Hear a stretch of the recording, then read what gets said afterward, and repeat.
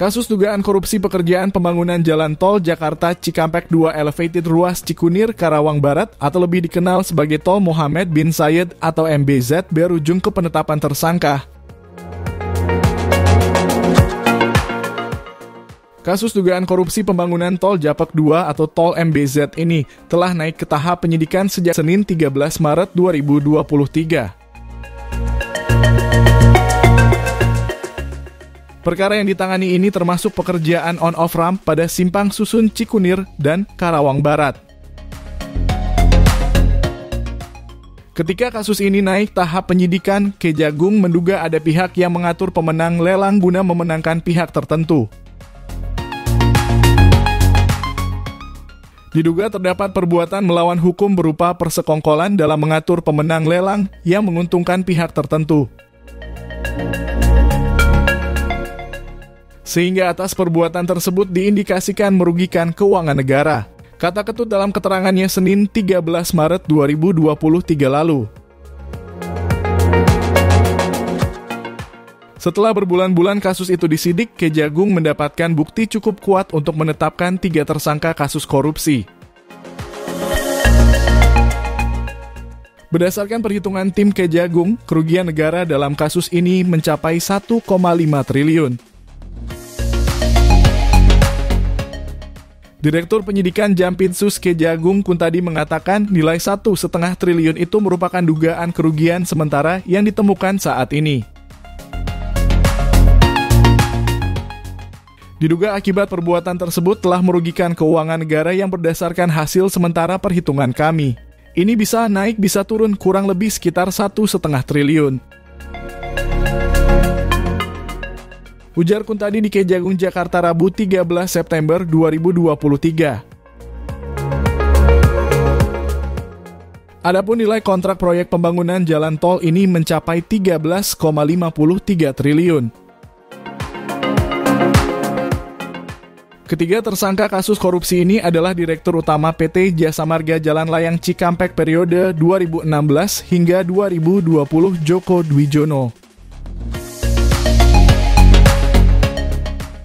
Kemudian pegawai BUMN inisial YM selaku Ketua Pantia JJC dan inisial TBS selaku staf tenaga ahli jembatan PT Lapi Ganesatama Consulting. Para tersangka dalam kasus ini diduga bersekongkol secara melawan hukum untuk menguntungkan pihak tertentu. Menurut Kuntadi, tersangka Joko berperan secara bersama-sama melawan hukum dengan tersangka lain untuk menetapkan pemenang tender. Di mana sebelumnya telah diatur spesifikasi barang yang secara khusus ditujukan untuk menguntungkan pihak tertentu, kata Kuntadi. Sementara itu, tersangka YM secara melawan hukum turut serta mengondisikan pengadaan tender yang sudah ditentukan siapa pemenangnya.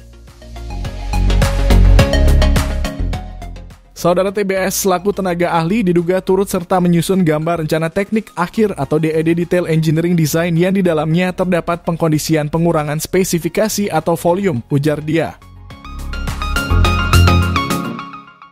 Ketiganya dijerat pasal 2 ayat 1 dan pasal 3 Undang-Undang RI nomor 20 tahun 2001 tentang perubahan atas Undang-Undang RI nomor 31 tahun 1999 tentang pemberantasan tindak pidana korupsi jangto pasal 55 ayat 1 ke 1 KUHP.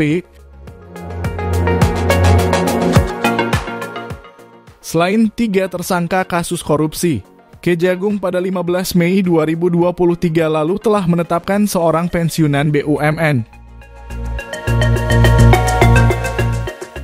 Ibnu Noval sebagai tersangka kasus perintangan penyidikan atau obstruction of justice terkait dugaan tindak pidana korupsi pada pekerjaan pembangunan tol MBZ.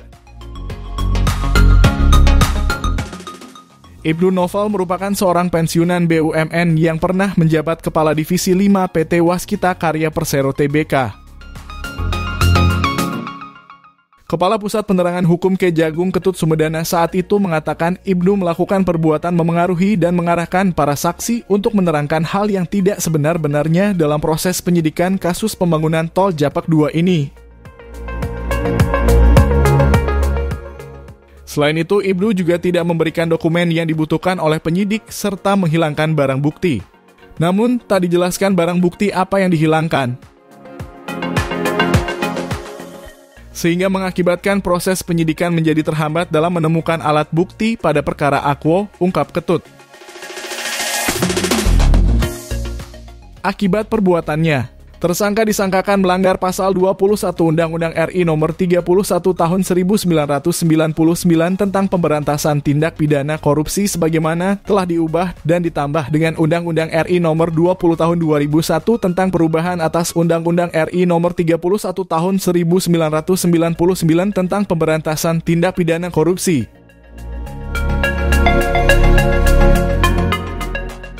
Dalam proses penyidikan hingga kini Kejagung secara total telah memeriksa sebanyak 146 saksi baik dari pihak swasta maupun aparatur sipil negara.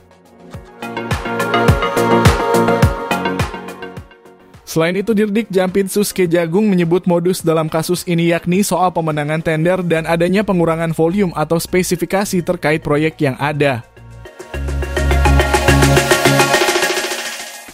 Yang jelas dalam proyek ini diduga terjadi pengurangan volume dan ada pengaturan pemenang tender, ucap Kuntadi. Namun demikian, Kuntadi belum menjelaskan lebih jauh pengurangan volume serta dampaknya terhadap tol MBZ. Menurut dia, hal itu akan didalami dan disampaikan oleh ahlinya.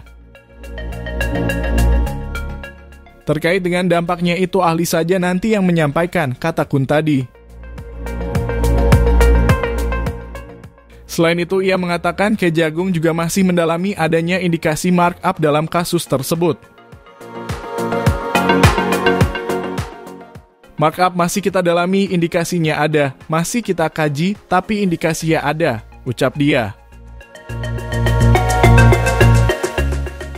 Nah, itulah kabar terbaru Jalan Tol Jakarta Cikampek 2 Elevated ruas Cikunir Karawang Barat. Ikuti terus update terbaru informasi jalan tol hanya di channel Tolku.